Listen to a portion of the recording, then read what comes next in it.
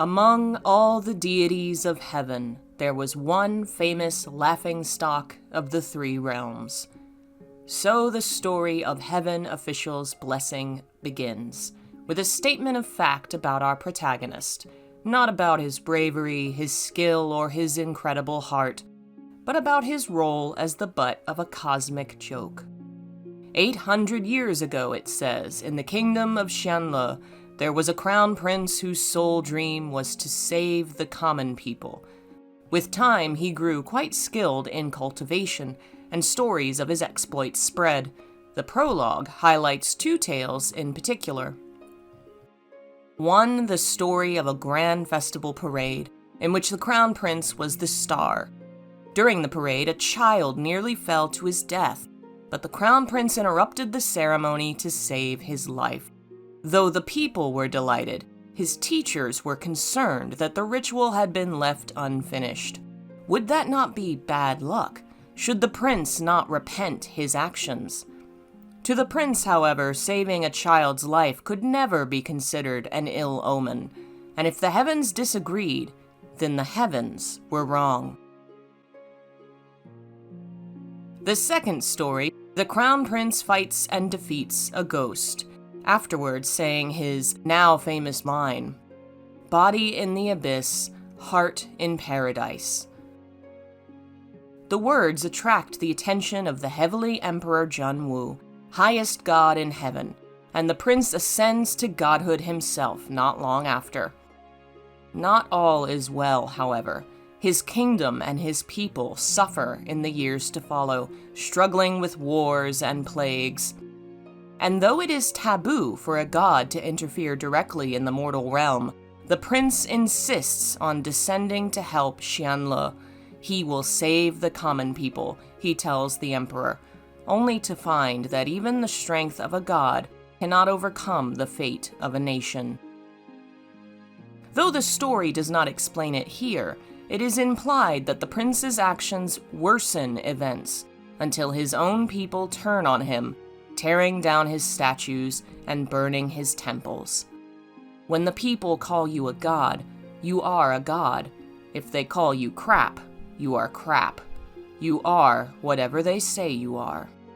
So says the prologue, before describing the prince's fall from grace and literal fall back to the mud of the human world, where he experiences for the first time hunger, poverty, and filth. Though he does ascend again, he falls again, and spends the following hundreds of years struggling to survive in pitiful conditions. Body in the abyss, heart in paradise. A beautiful phrase, but how hard it is to live by when you are no longer a prince in a palace or a god on a throne, but a weak mortal man. The place where the prince first said this statement takes its name from a Chinese idiom, a phrase implying a misstep or mistake. A tragic story of the hubris of man and God, the foolishness of believing a single person, divine or not, can overcome human nature and save the world.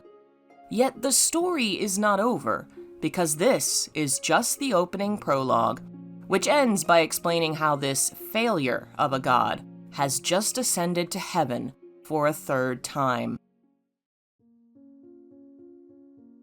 The opening section isn't anything like the rest of the novel. Most of the story is from our protagonist, Xie Lian's point of view, a limited third person that walks through his life and his memories as it becomes relevant.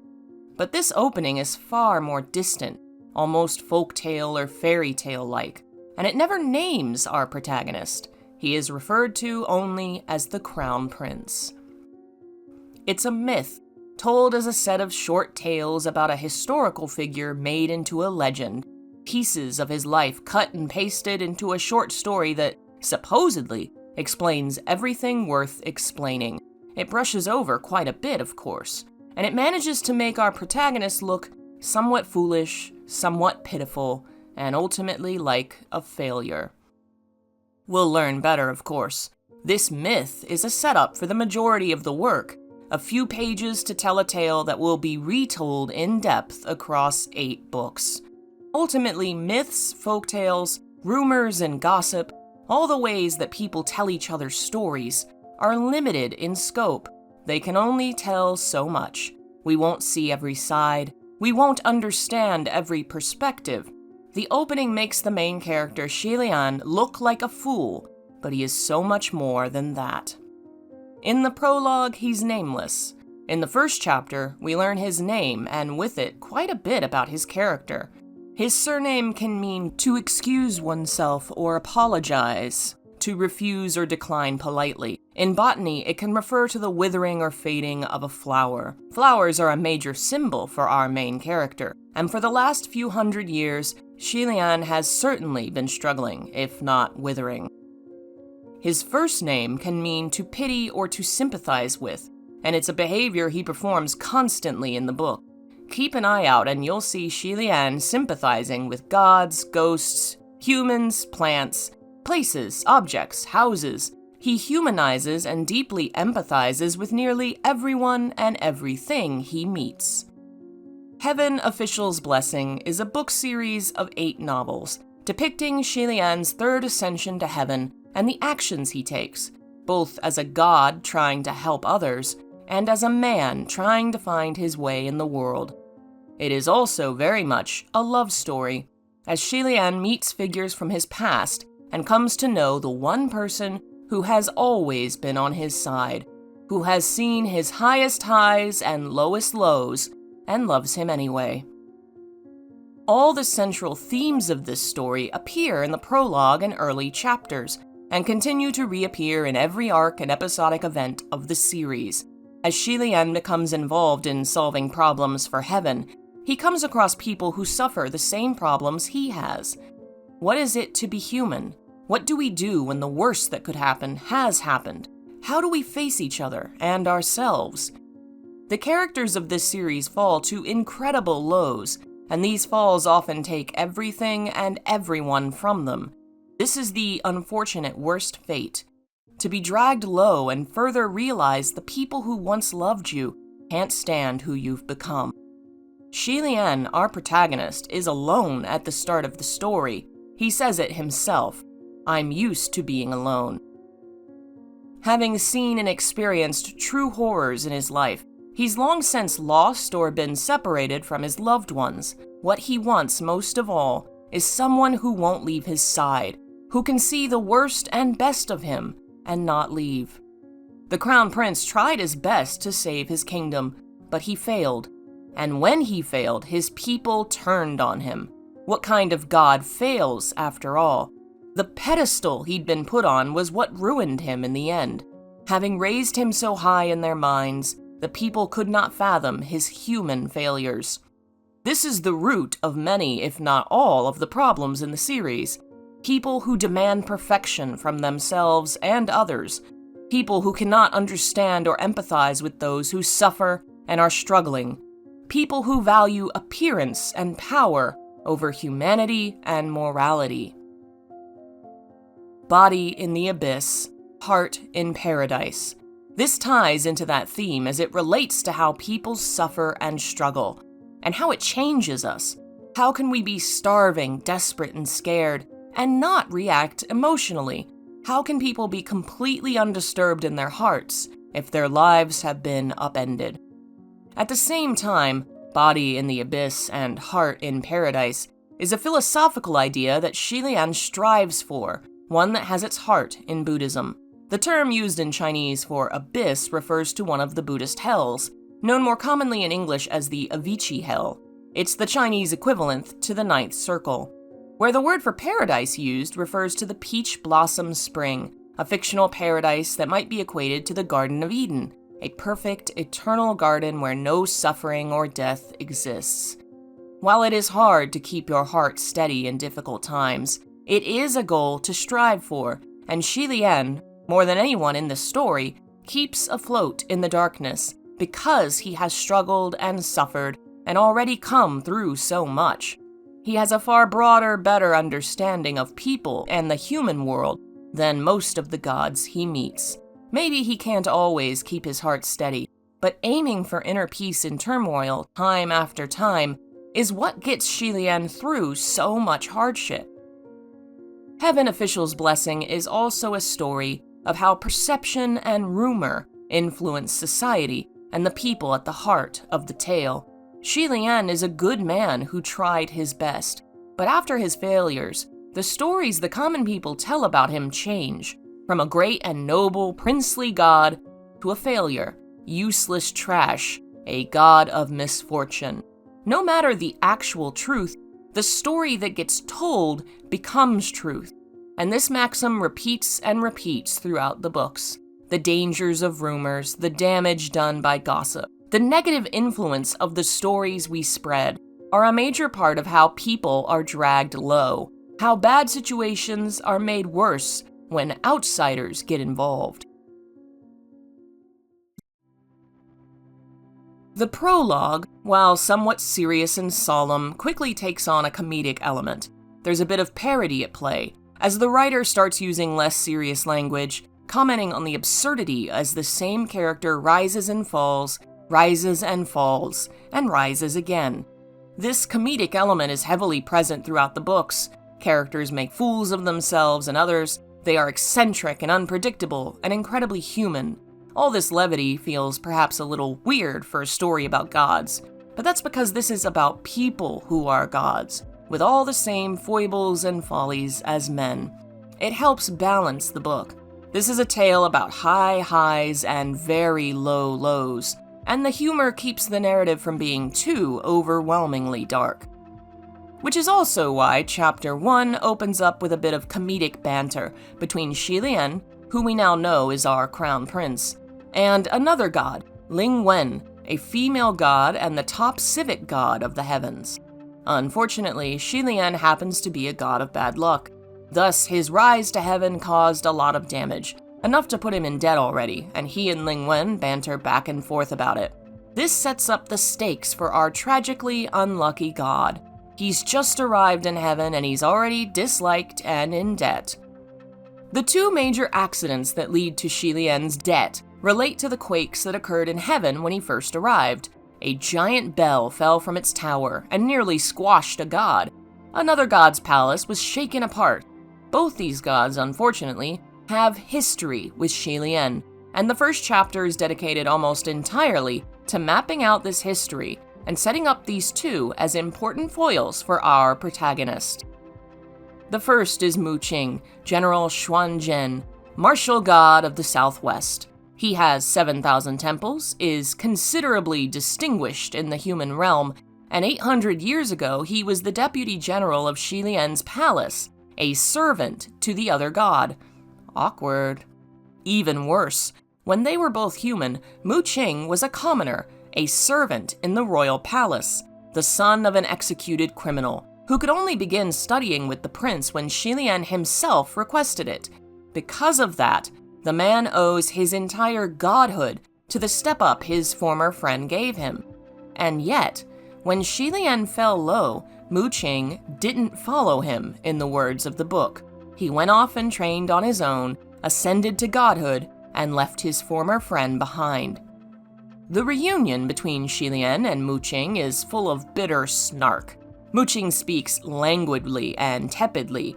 Xie Lian doesn't recognize him at first because, in his own words, Mu Qing never used to speak to him this way. The second figure enters, yelling angrily, and Xie Lian recognizes him instantly. This is Fengxin, titled Nan Yang Zhenjun, martial god of the southeast with 8,000 temples, who is incredibly loved by humanity. 800 years ago, he was the #1 heavenly general of Xie Lian's palace, and before that, his human bodyguard. They grew up together, and when Xie Lian was banished, Fengxin went with him, suffered and struggled with him, but ultimately they were separated, in circumstances the narrative leaves unclear for now. How different are these two we just met? Fengxin's introduction is so favorable by comparison.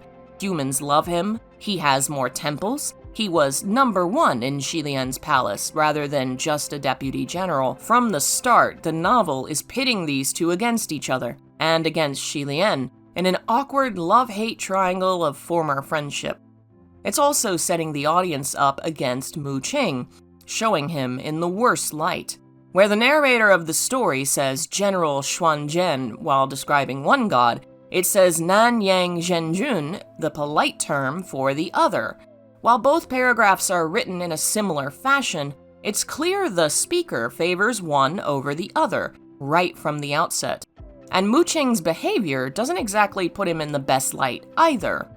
But remember, this is a story about the danger of stories, the danger of trusting other people's gossip and rumors, how the perceptions of a narrative can twist our thoughts. Mu Qing's story is going to present him in a certain light, in order to make us think of him in a negative way, maybe even in an evil way. But is that the truth? Is that what Xie Lian knows in his heart? Only time will tell. Both Feng Xin and Mu Qing represent the highs and lows of the narrative, the ways that we all rise and fall. As the former bodyguard to a prince, Feng Xin spent his human life in a palace, surrounded by the high class. That experience has led him to view people in a certain way, since his place in the world was defined by class and power. He has a hard time separating these roles from the people around him. On the other hand, you have Mu Qing, a god who started as a commoner. Most of heaven is full of generals and former royals and nobility, and Mu Qing stands out like a sore thumb. No matter how far he rises, he cannot escape his low birth, and so it defines him.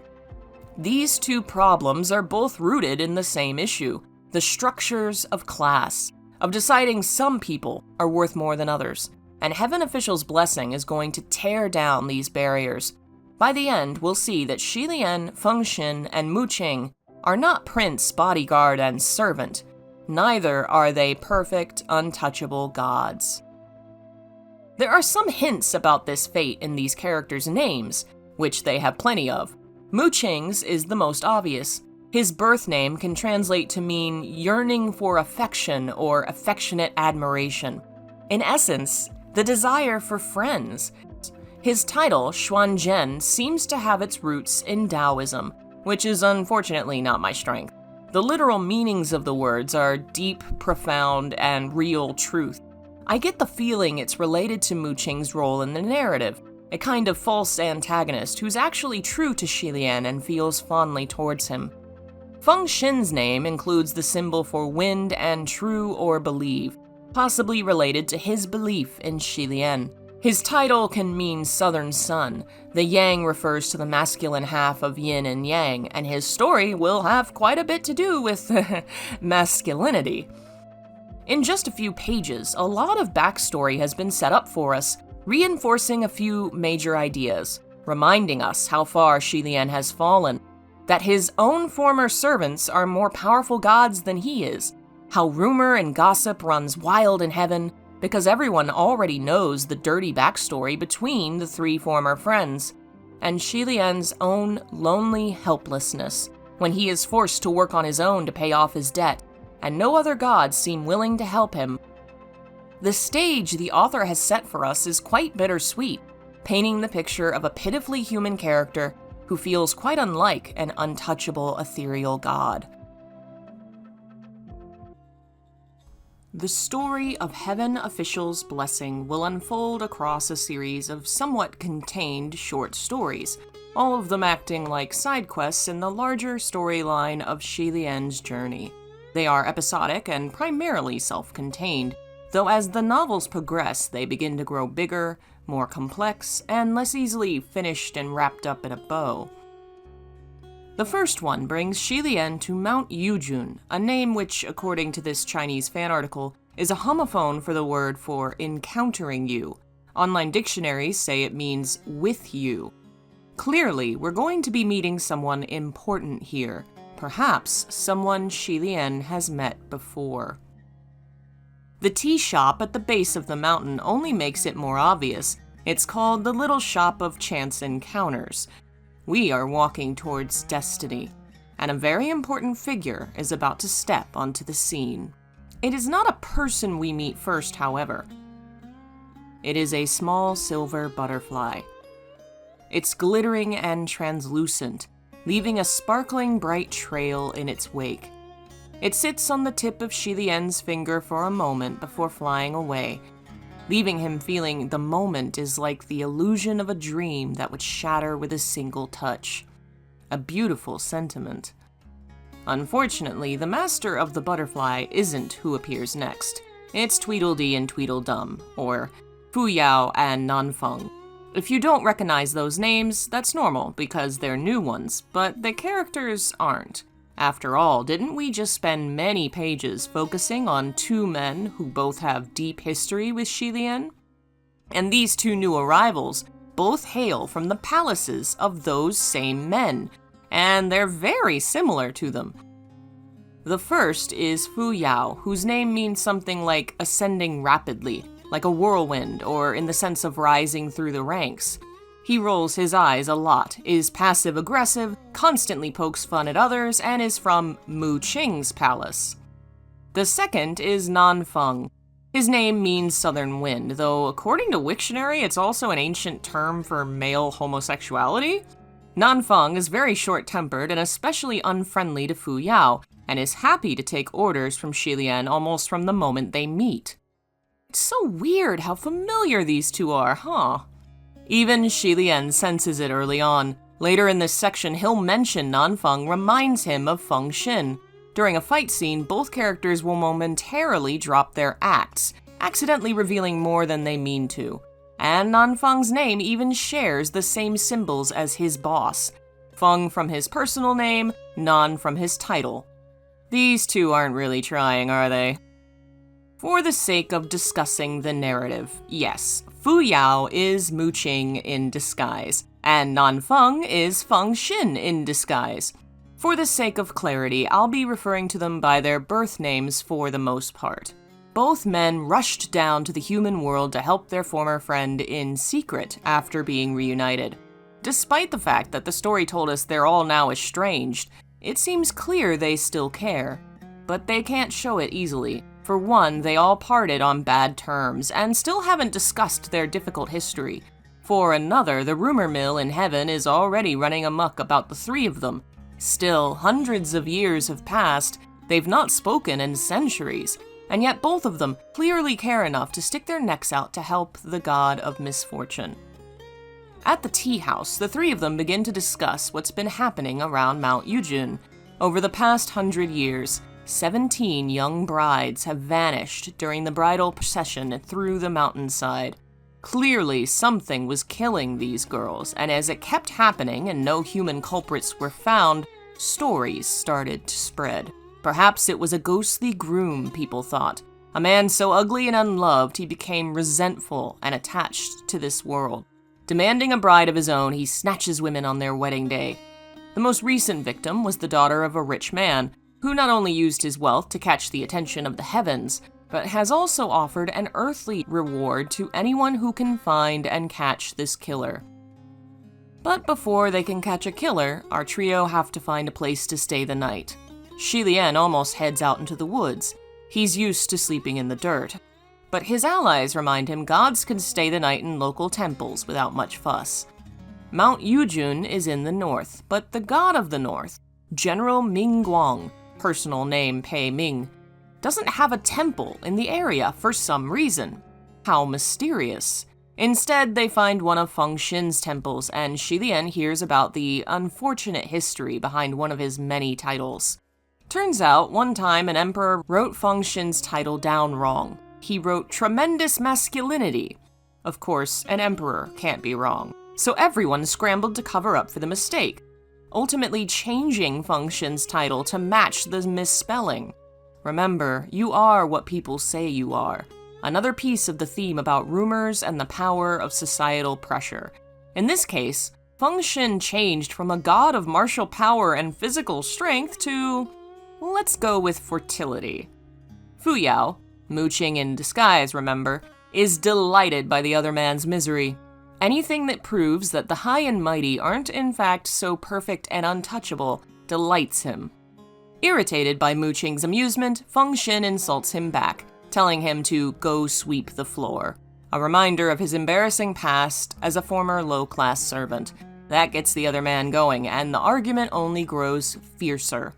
While fighting, the two of them manage to send some food flying to the floor. Xie Lian picks it up and very politely scolds them for it. Better they throw him around the room, he says. He tries to eat the food he picked up, to both Feng Xin and Mu Qing's horror. To Xie Lian, the worst horror is the idea of food going to waste. He has too much experience with hunger to be worried about dirt on his food. It's a small scene that so clearly delineates the places of these three in the world, how different their experiences and worldviews are.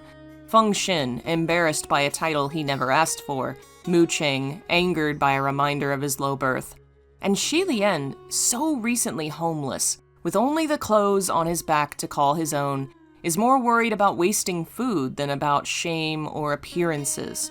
So much revealed about the three of them, all in this short, simple argument over a meat bun. While our three friends bicker in the Temple of Great Masculinity, a young local appears, a girl who is considered very ugly. Her skirt is torn, though she doesn't know it, and Xie Lian is worried for her dignity. Feng Xin, who is very shy and awkward around women, won't even look at her. Mu Qing says he saw nothing and doesn't want to be involved. Feng Xin was a bodyguard and a warrior who spent most of his life isolated from women and has no idea how to behave around them.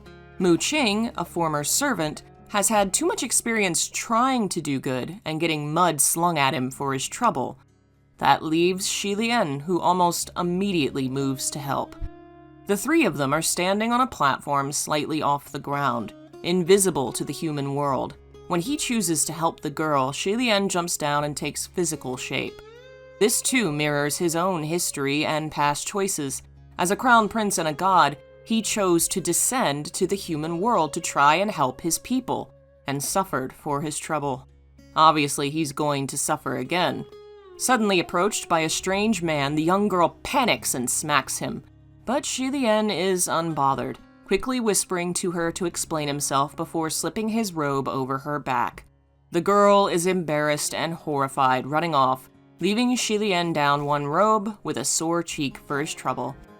This is only the first of many, many times he'll suffer for attempting to help, but suffering will never deter him from trying.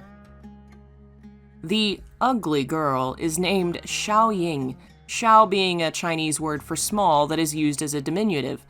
Ying, a name which can mean firefly, a small, frail creature that still manages to shine in the dark. The next day, the three amigos gather at the Teahouse again to decide what to do next. During their meeting, a bridal procession passes through town. It's not a real one, though. A bunch of local toughs got the idea in their head to fake a wedding to draw the ghost out, hoping to win the reward money. The young girl from the night before, Xiao Ying, thinks this is a very dangerous idea. She tries to stop them, which is how we learn she was asked to be the fake bride in the procession and turned them down. The leader of the young men, Xiao Pengtou, was clearly angered by her disagreement and apparently tore her dress on purpose for revenge. He shows more of his sensitive side as he yells at Xiao Ying in the street, calling her a little woman who shouldn't be interrupting the big men talking. He claims they're noble heroes protecting the common folk, ignoring the fact they're all in it for the cash. It takes our heroes interrupting to disrupt the troublemakers, at least for now. But the scene of the procession has given our heroes an idea. A fake wedding is a good way to draw out the monster. Instead of using a human woman, however, they'll use a bride who can defend himself, and who better than Xie Lian? While he is slightly embarrassed by the idea, Xie Lian hardly hesitates to put his life on the line. Xiao Ying, the young girl, shows up just in time to help him put the costume together. Apparently, she really cares about finding this ghost killer. Not to mention, her willingness to help Xie Lian is in part rooted in the fact that he's now helped her twice. Kindness returned with kindness, which is not always the case in Heaven Official's blessing. Feng Xin and Mu Qing are horrified by Xie Lian's disguise. They can hardly look at him, they're so embarrassed by his appearance. But Xie Lian's mild embarrassment only highlights how little societal expectations and traditions matter to him. to the point that he'll eventually forget what he's wearing and behave normally in front of other gods, long after the disguise is no longer needed. So Xie Lian and co. set up their fake wedding procession and head into the woods, where enemies are quick to appear. A strange, ghostly child's voice sings in Xie Lian's ear. Wolves with haunting green eyes attack the caravan, followed by monstrous waves of Binu, a zombie-like monster that eats corpses. All this trouble leads to the group separating. Fengxin and Mu Qing draw the monsters away, while Xie Lian sits in the bridal carriage awaiting their return, or the appearance of the ghostly groom. He doesn't have to wait long. Something does appear, but it's not exactly who he expected. It's not the Ghost Groom. It's a mysterious, nameless figure who will become the second most important character of the novel and Xie Lian's future beloved, Hua Cheng. It says something that a love story spanning 8 novels starts with the main couple performing a mock wedding ceremony right at the beginning, before they've even really met on the page. More than that, the first descriptor we get of the man focuses on a red string tied around his hand, obviously pulling on the imagery of the red string of fate, the folkloric idea of a fateful connection between two people that transcends time and space. Xie Lian is dressed as a bride, and he's waiting for a groom, and just as he thinks he's alone and possibly in danger, this man appears, lifting a hand to help him step down. On that hand is the red string, all we can see of this figure, and he patiently awaits Xie Lian's decision as to whether to accept his help. All the signs point to the obvious. This is the main love interest. Xie Lian eventually decides to take the stranger's hand. He senses no threat from him, after all. In fact, the man seems patient, well-mannered, taking utmost care with Xie Lian, as if he's afraid of hurting him. We've met this man for just a few paragraphs, and already the narrative has described him more kindly than either Mu Qing or Fengxin, who are Xie Lian's friends of almost 1,000 years. Xie Lian, trying to figure out who this man is, pretends to trip. The man gently catches him, and Xie Lian is able to see the silver vambraces he wears on his arms. They're decorated with maple leaves, butterflies, and savage beasts, the first two being major symbols of this character, as is the color red. He also notices the man is wearing clothes and jewelry that mark him as someone from beyond the Central Plains. In other words, someone not of the dominant culture of the region, possibly an outsider. The two of them walk slowly and carefully through the woods. All the monsters are terrified of this new person, unwilling to attack.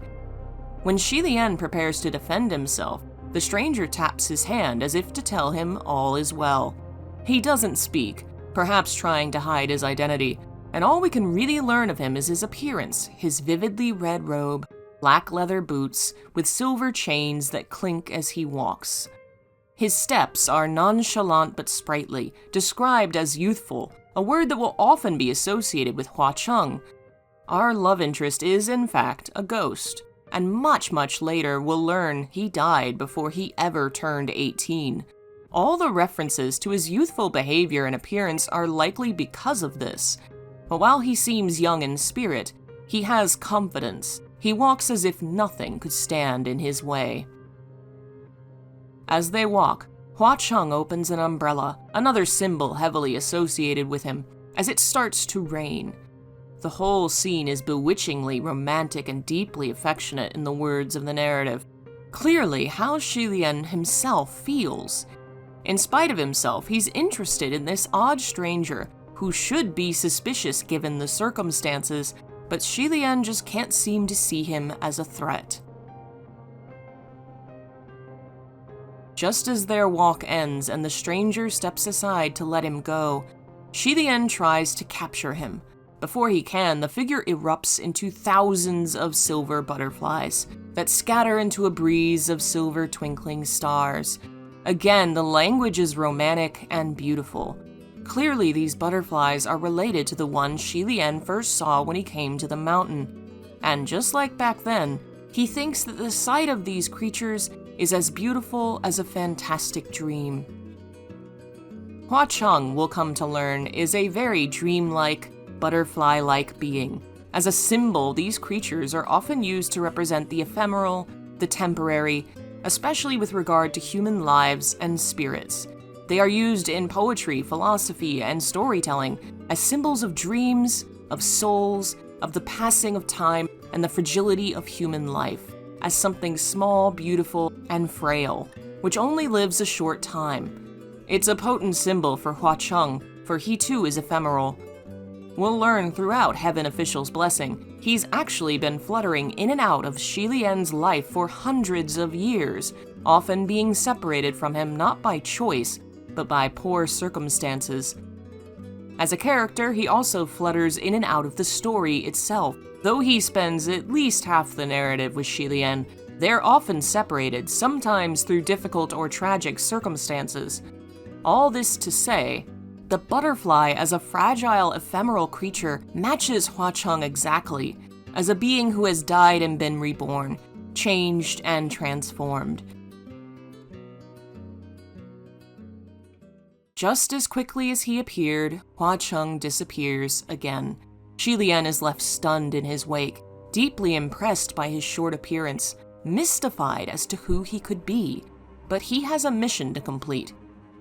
One that has suddenly become easier since this ghostly stranger just walked him up to the front door of the Ghost Groom. This becomes clear to Xie Lian when he finds the bodies of all 17 victims, the deceased brides lined up in a row inside of a dilapidated temple. This is a temple to the god of the north, Ming, who was briefly mentioned earlier, when our trio went looking for his temple and couldn't find it. Now here it is in the middle of the woods, full of corpses and ghostly energy. Clearly something is up. But before Xie Lian can figure out much, the mob of obnoxious humans looking to make a quick buck catch up to him, still led by Xiao Pengtou. The group quickly floods into the temple and starts causing trouble, ignoring all the warnings Xie Lian gives them. At first, they dismiss him entirely. He's dressed as a woman after all. But once they realize what he's doing, Xiao Pengtou accuses him of attempting to cut them out, to keep the prize for himself. The poor deceased brides don't fare much better. The men start making lewd comments, calling one a hussy, commenting on their looks, daring each other to feel them up. The leader tells his men to only take the better-looking corpses since their families might be alive and willing to pay for the bodies. It's all incredibly crude and selfish. And it's all Xie Lian can do to try and corral these idiots before the real murderer shows up. Xiao Ying is also among the crowd. She tries to get the men to listen to Xie Lian, but they care even less about her. It becomes clear why she's here when the men drag a young injured boy out of the woods, claiming they've caught the ghost killer. Xiao Ying explains this is just a local homeless boy, a poor injured waif she's been taking care of. Because he's ugly and disfigured, he hides in the woods, stealing food in order to survive. Xiao Ying's been sneaking up the mountain to provide for him, and when she heard others in the village claiming that the ugly freak on Mount Yujin was the ghost killer, she knew he was being wrongly accused. Xiao Pengtou immediately accuses her of being in cahoots with the ghost. Of course, he just wants the money and an easy mark. Both Xiao Ying and the young boy are dismissed as ugly freaks. The phrase gets thrown around a lot. And Xie Lian notices both of them cower from the other villagers, as if they were afraid to step into the light, afraid to see other people. It's a pitiful state of affairs. It's also not going to solve this mystery. Xie Lian knows that something actually sinister is hiding in the woods somewhere. He just doesn't know what yet. The clues are piling up, however. The brides the monster targets are always smiling, happy to be married. The ghost has hidden away inside the temple of Ming, a handsome male god known for his dalliances with women. If the murderer is not a vengeful groom, perhaps it could be a disgruntled bride. The truth is revealed. It is a woman, not a man, killing all these poor young brides. A ghostly figure appears, walking not on her legs but her knees. Her limbs are broken. All the clues are pieced together to identify the ghost as Xuan Ji, former lover of the god Ming, when he was still a mortal man. The name Xuan Ji combines the symbol for oath or declaration with the word for concubine. We learn that long ago she was once a mortal woman and a general, fighting a losing battle against an enemy nation. Eventually defeated by General Ming, she finds her life spared by her former enemy, a dashing, heroic man she starts an affair with. But while the man was only interested in a passing affair, Xuan Ji wanted to share the rest of her life with him. The woman became obsessed with Ming, to the point she disabled her own legs so he would find her more pitiful. But it didn't work. Eventually she died, returning as a vengeful spirit. Obsessed with catching Ming's attention, she burned down his temples, and when that didn't work, started killing brides, all to make her former lover descend from the heavens to face her. Xie Lian and Xuan Ji square off, and though he does his best, he's not able to defend everyone. Zhao Pengtou, the obnoxious chauvinist who caused so much trouble, tries to make a run for it down the mountain with the young boy in order to earn the bounty. Though he knows the boy is innocent, he doesn't care. Everyone down the mountain said he was the Ghost Groom, so he was. Before he can enact this foul plan, Xuan Ji catches him, and he gets his head ripped off for his trouble. Xiao Ying, the innocent young girl who's been trying her best to help this whole time, also tragically passes away. She tries to help Xie Lian to no avail. Not only is she unable to get close before Xuan Ji attacks her, her actions weren't even useful, since Xie Lian didn't need her help. Recognizing the fatal nature of her injuries, Xie Lian lies, tells her it was her attack that really turned the tides around. She sees what he's doing, however. She knows she was useless, and she knows she's not going to recover. Her final words are hard and heartbreaking. Her life has been long and difficult, with few good days. She's perhaps been very unlucky, and yet she still what? Wanted to live? Hoped to see a better tomorrow? Xiao Ying's last wish is left vague, but we're given the impression that her long, difficult life still had a small, bright spot of hope in it. Like her namesake, the firefly, the tiny pinprick of light in the dark. Xie Lian thinks you're stronger than me. We don't know it yet, but our protagonist is actually incapable of dying, and he suffered fates far worse than death. He doesn't seem to have the same hope Xiao Ying did for a better tomorrow, or else it's been buried so far down he's struggling to find it for himself. You could even read into this the worst possible option, that Xie Lian has long since stopped wishing for a tomorrow. He's just going through the motions of living, because he has no other choice, because he doesn't wish to suffer any more than he already has. The girl who only wanted to help, suffered and struggled and died, accomplishing nothing. It's a sad mirror to Xie Lian's life, reflecting his own accomplishments as a human and a god, and it's not the last time we'll see characters whose fates reflect his own. Once Xuan Ji is defeated, the other humans finally settle down. Without Zhao Pengtou to instigate them, they're all suddenly calmer. With the lead instigator gone, no one speaks against Xie Lian anymore. It's as if they all just had a nightmare, acted as if possessed. We've just gotten a small glimpse of a much larger theme, tying into the ideas of societal pressure and the dangers of gossip. When these things go far enough to become a mob mentality, when a few people and a strong enough idea can twist a peaceful community into something foul and violent. If Xie Lian hadn't stopped them, the crowd might have tried to string up Xiao Ying and the poor boy she cared for, only to then be killed by Xuan Ji themselves. Xuan Ji, finally captured, continues to scream and vent her feelings at the godly statue of Ming nearby, and then screams at the deputy general Ming sends to face her, his own descendant, Shu, also known as Jr. The woman claims she betrayed her own country for Pei Ming, that she lost everything because of him. Pei Jr. says his ancestor refused to use the information Xuan Ji tried to give him, determined to defeat his enemies honorably. Ultimately, who can say who is right or wrong? We weren't there. We don't know what promises these two made to each other in the dark. All that we can know is that a lot of innocent people got caught in the crossfire. The episode of Xuan Ji comes to a close. Xie Lian has one last meeting with his friend's subordinates, his former friends in disguise, of course, and it gives him a little more info about them both.